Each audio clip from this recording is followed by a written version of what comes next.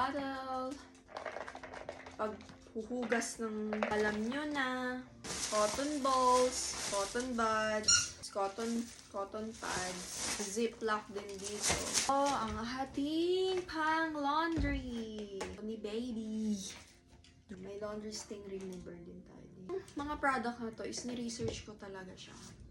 Kasi iba yung product ng Pilipinas kaysa dito. Yung product kasi ng Pilipinas, medyo familiar na talaga ako.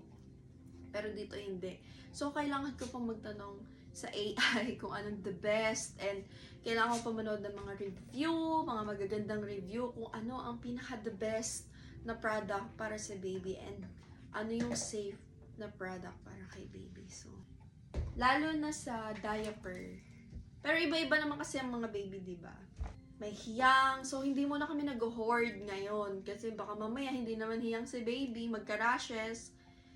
Eh sayang. Yun naman ang nagustuhan ko sa mindset ng aking asawa. Ako kasi, ang thinking ko, bumili na ng madami para hindi nalalabas, di ba, pag andito na si baby. Siya, ang gusto niya, wag muna mag-hoard, wag muna bumili ng kung ano-ano, kasi hindi namin alam kung ano ba talaga yung kailangan ng baby namin once na nandyan na siya. So, ang gusto niya is, pag andyan na si baby, doon namin malalaman kung ano talagang kailangan niya, di ba? So, galing, di ba? So, ito yung mga bottle niya. Gift din to from Ate Josie. Meron pa sa baba, may mga damit pa sa baba. Ito yung mga gift na naka-sealed pa. Meron din na gift sa amin ng trolley from Sir Connie. Thank you so much po! Diba guys, itong crib na to, bigay din to nila Ate Josie. And may crib pa kami na isa dun sa room naman namin.